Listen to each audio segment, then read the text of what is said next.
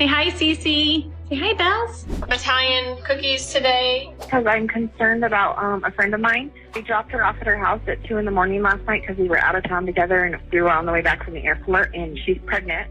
In August 2018, the idyllic facade of the Watts family in Frederick, Colorado, shattered when Chris Watts, a 33-year-old oil field operator, murdered his pregnant wife, Shanann, and their daughters, Bella, 4, and Celeste, 3. The chilling case, marked by deception and brutality, gripped the nation, revealing a man who destroyed his family to pursue a new life. What drives someone to commit such an unthinkable act? Drawing on verified details, we'll explore how Chris Watts carried out the murders, his attempts to cover them up, and the devastating aftermath, unpacking a tragedy that continues to haunt. The murders, a planned betrayal. On August 13, 2018, after Shanann returned from a business trip at 2 a.m., Chris strangled her in their bedroom. The couple had been arguing over his affair with co-worker Nicole Kessinger and his desire for a divorce.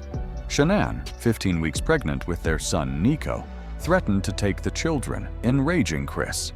He later admitted to investigators that he knew what was going to happen the day before and felt he had no control over his actions.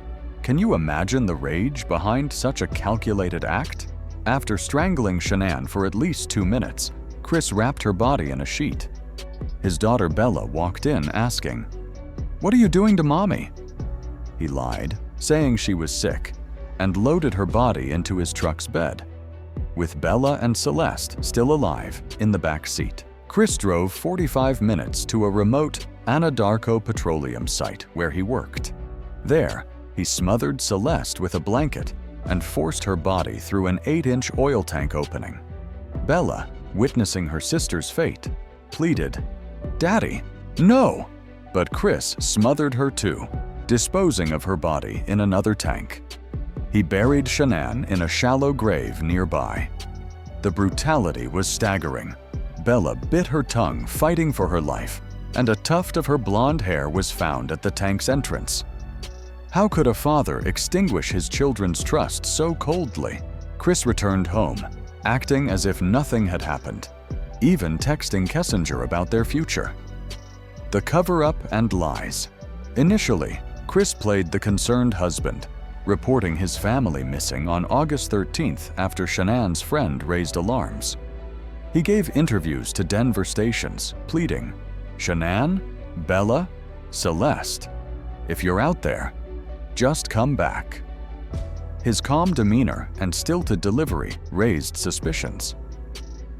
Neighbors' security footage, showing Chris loading his truck at 5:27 a.m., contradicted his claim that Shanann left after he went to work. Would you have spotted his lies in those interviews? On August 15th, Chris failed a polygraph test, scoring a -18.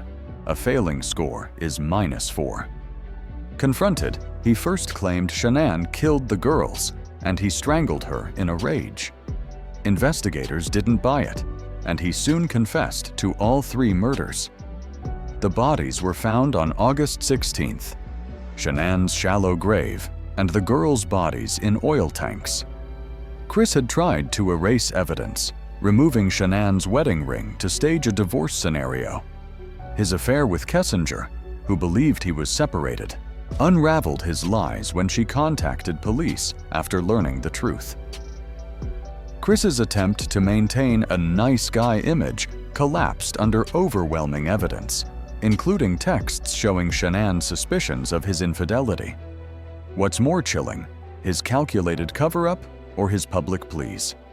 The aftermath and sentencing. On November 6, 2018, Chris pleaded guilty to 9 charges. 5 counts of first-degree murder, 1 count of unlawful termination of pregnancy, and 3 counts of tampering with a body. Shanann's family, unwilling to see another death, requested no death penalty. On November 19th, Judge Marcelo Kopkow called it perhaps the most inhumane and vicious crime he'd seen, sentencing Chris to 5 life sentences without parole, 3 consecutive, 2 concurrent, plus 84 years for additional charges. Does life in prison feel like justice for such a crime? Chris was transferred to Dodge Correctional Institution in Wisconsin for safety, where he remains, reportedly finding religion and keeping photos of his family in his cell. Lasting impact: the Watts case, a textbook example of familicide, shocked the world for its cold-blooded nature.